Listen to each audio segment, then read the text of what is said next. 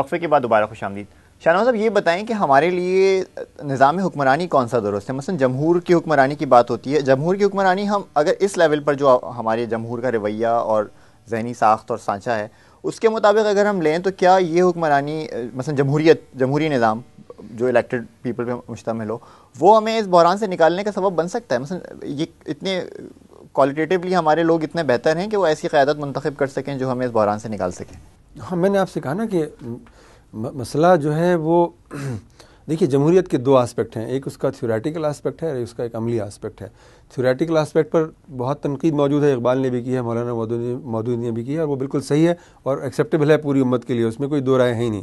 مطلب تھیوریٹیکلی ہمیں جو اس کا یعنی جو اس کی الہیاتی بنیاد ہے جمہوریت کی، یا جو اس کی علمی بنیاد ہے، وہ ہمارے لیے قابل قبول نہیں ہے. جس طرح سے اس میں انسان کی سینٹرلٹی ہے، ہم خدا کی سینٹرلٹی کے قائل ہیں، تو ہمارے لیے کسی طرح سے بھی ایکسیپٹیبل نہیں ہو سکتی. لیکن جو اس کا یہ آسپیکٹ ہے جس کو آپ انتخابی آسپیکٹ کہتے ہیں، اس کو انڈورس کرنے والے امت مسلمہ کے اندر بہت لوگ رہے ہیں، اور مولانا مودودی آخری آدمی ہیں، بڑے آدمی ہمارے، کہ جنہوں نے اس کو انڈورس کیا ہے. اور اس کے پیچھے بہت بڑی بصیرت ہے. میں سمجھتا ہوں کہ اس کے پیچھے ایک بہت بڑا ذہن اور بہت بڑا علم ہی نہیں، ایک بہت بڑی بصیرت بھی اس کے اوپر موجود ہے.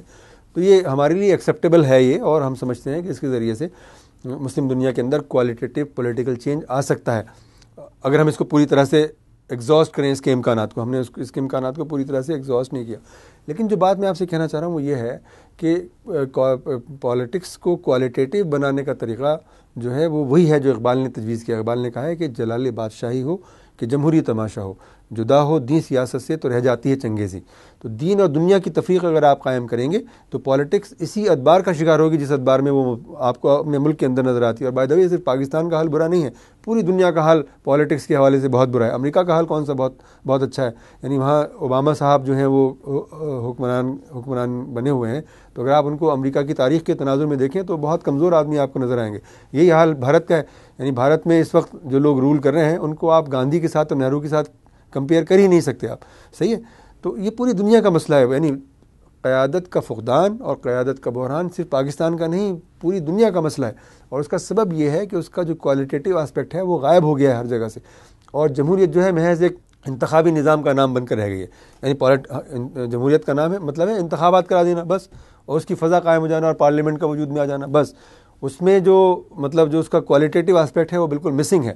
تو اس کوالٹیٹیو پارٹ کو انڈکٹ کرنا ہوگا پالیٹکس کے اندر، تاکہ پالیٹکس جو ہے اس کو کوئی ٹھوس بنیاد فراہم ہو سکے اور وہ لوگوں کی خدمت کا ایک ذریعہ بن سکے، اور لوگوں کے مسائل کے حل کی اس کے ذریعے سے ایک سبیل پیدا ہو سکے.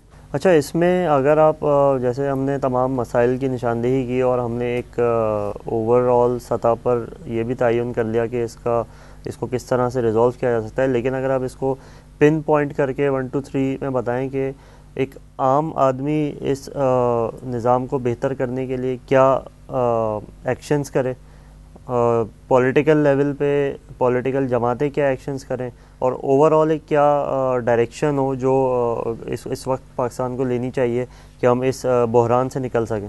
جی، میں نے آپ سے عرض کیا کہ اسلامی معاشرہ دو چیزوں کی فضیلت کو ریکگنائز کرتا ہے، ایک تو تقوی کی فضیلت کو اور دوسری علم کی فضیلت کو.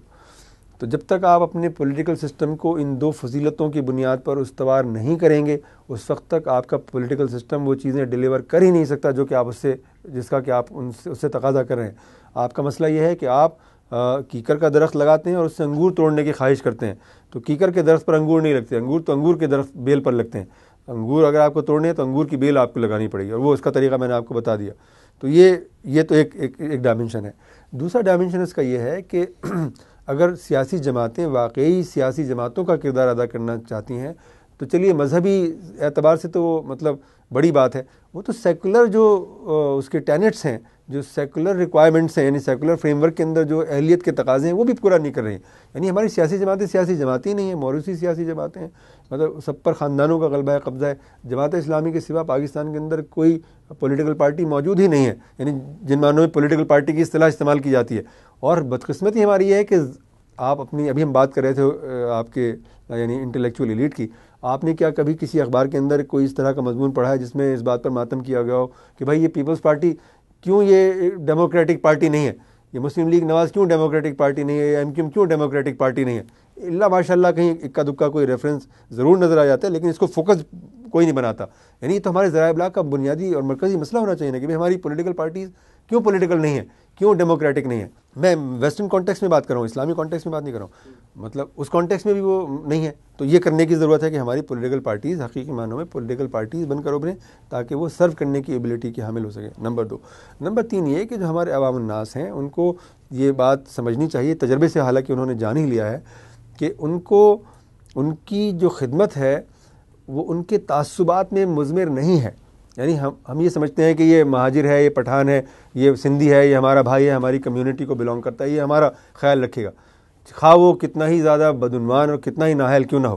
تو ان کو یہ ریئلائز کرنا چاہیے کہ ان کی خدمت صرف وہ لوگ کر سکتے ہیں کہ جو نیک ہوں اور اہلیت کے حامل ہوں, خواہ ان کا تعلق کسی کمیونٹی سے ہو. جب تک وہ قیادت ان کو فراہم نہیں ہوگی تب تک کہ ان کے دل ادر دور نہیں ہوں گے, ان کے مسائل حل نہیں ہوں گے, اور وہ مستقبل حاصل نہیں کر سکیں گے جس کی تقدو وہ کرتے رہتے ہیں اور جو ان کا سب سے بڑا خواب ہے. تو یہ 3 کام ہیں جو مطلب یہ پولیٹیکل پارٹیز کا کرنے کا کام ہے وہ پولیٹیکل پارٹیز کو کرنا چاہیے, جو عام کے کرنے کا کام ہے وہ عام کو کرنا چاہیے, اور جو اسٹیٹ کا کام ہے وہ اسٹیٹ کو کرنا چاہیے. بہت شکریہ شاہ نواز صاحب. ناظرین, آج ہم نے پاکستان اور اس کو درپیش بحران کے حوالے سے گفتگو کی اور یہ جاننے کی کوشش کی کہ اس بحران کے اسباب کیا ہیں اور انہیں کس طرح سے دور کیا جا سکتا ہے. امید ہے کہ آپ کو ہمارا یہ پروگرام پسند آیا ہوگا. ہمیں اپنی رائے سے ضرور آگاہ کیجیے گا.